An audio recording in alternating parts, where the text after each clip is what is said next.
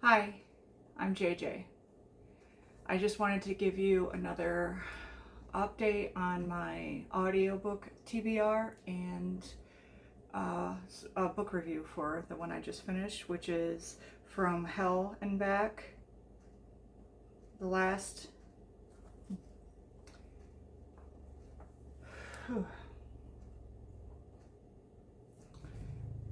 Hi, I'm JJ.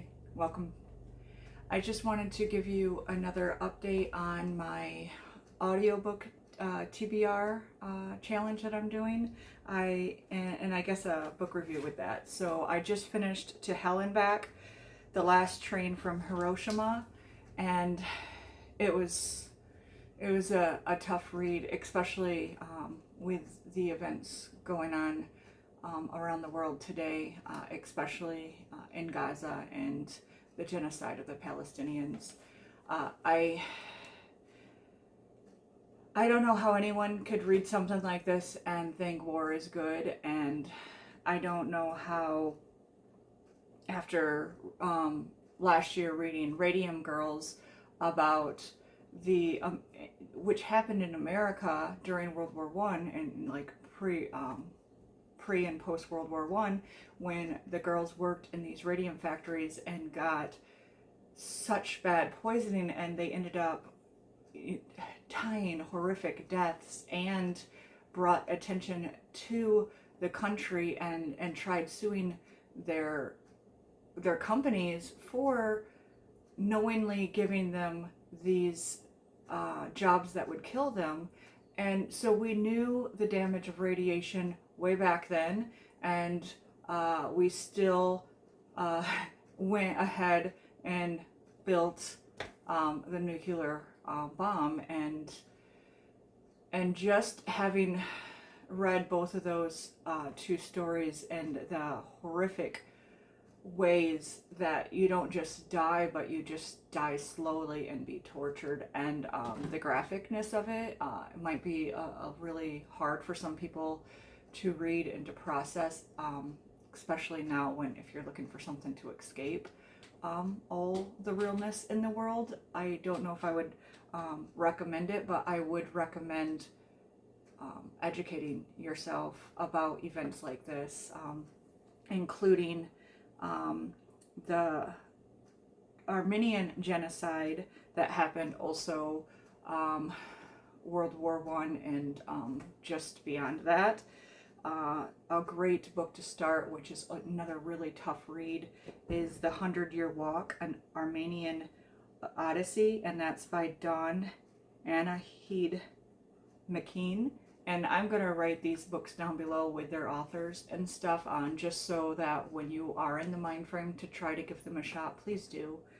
Another one that's a very difficult read, the ones that I mentioned before, as well, is Minor Detail, which is a very short book about Palestine, and that is by Adenia Shibli.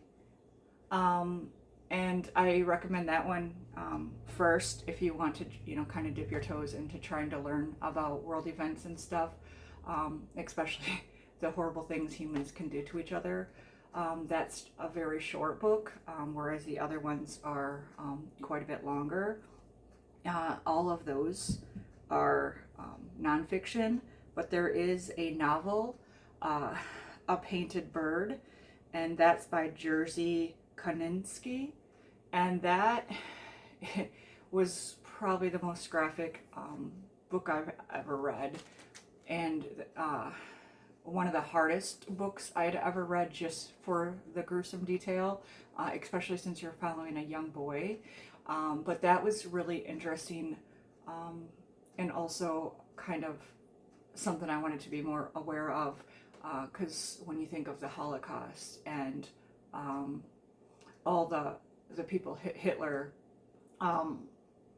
killed in these concentration camps, it wasn't just Jews that he sought to extinguish. He went after gypsies or Roma, which is what this book, A Painted Bird, is about. But he also went after people from the LGBT community, and people with mental illness and disabilities. So if that sounds familiar, we're kind of getting that a bit here in the U.S.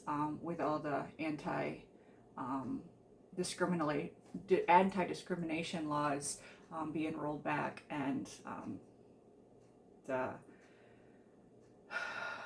things, reading this and to know what humans are capable of, and knowing and seeing and witnessing the beginning of that is harrowing, but it's something that we have to be aware of so that we don't let it happen here, not again. After World War II, we said never again, and look at how many genocides have happened around the world since then, and continue to keep happening. Like, we keep mentioning Palestine, but then you have Sudan, and you have the Congo, and then you have so much horribleness that we do to each other. So if you need an escape from all that, instead of reading these books at this moment, I would hope that someday you might get to some of them. But I do also recommend Humankind, A Hopeful History, and that's also nonfiction. And the author, Rutger Bregman, which was also translated by Elizabeth Monton, he took moments in history that humans are helping each other, that are showing our goodness and our hope for the world, the ways that we can come together in crisis rather than be torn apart by all this division and hatred and stuff. And so if you're looking for something a little more hopeful than the books that I have read recently or have just recently suggested, I would go that route as well, because we need to know both. We need to know what we are capable of as humans in our darkest times, so we know that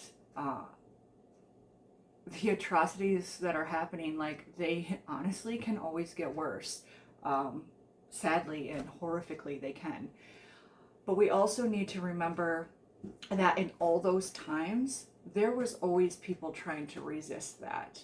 And there was always people just, fighting back or hiding those who were being targeted, or just, spreading the news, the real events that were happening, whether or not they would have gotten killed for it. They were not going to stop sharing the truth and sharing the real events happening with the rest of the world.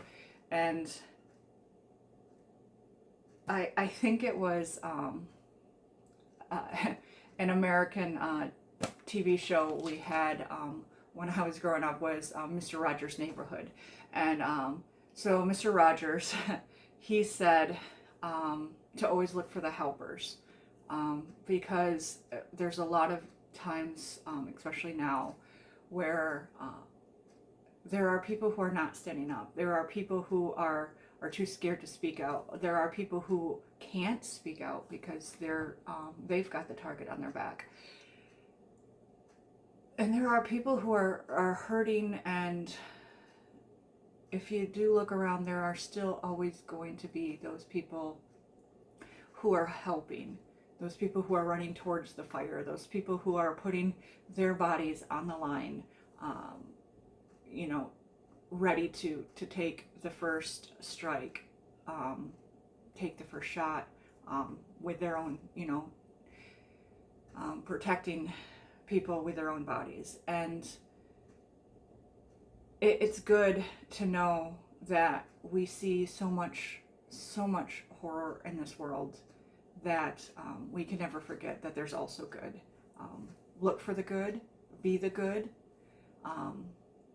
and I guess as much as this was a book review, it's also a plea, I guess, because that book, it was hard. It was very good, but it just really affected me, because in all the midst of all, either, no matter what book you read, whether you read Radium Girls, Minor Detail, The 100-Year Walk, or this one, To Hell and Back, every one of them has suffered something horrific, and it didn't stop them.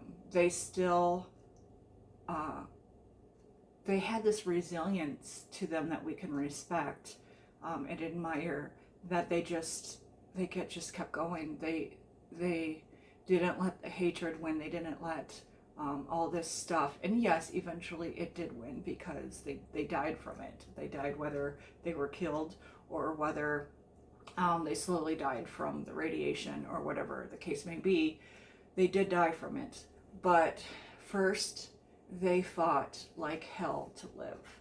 And that, beyond anything else, is something worth taking away from that kind of content. So I'm sorry this wasn't as upbeat as usual. It's just really hard to read something like that, see the world that we're living in, and not be affected by it, and then just cheerfully giving a book review. I couldn't not say something. So I'm here to say something. According to my shirt, sorry, not sorry. I will continue to say something. So read, learn, educate yourselves, and when you can, be the hope, be the light, be the love in the world.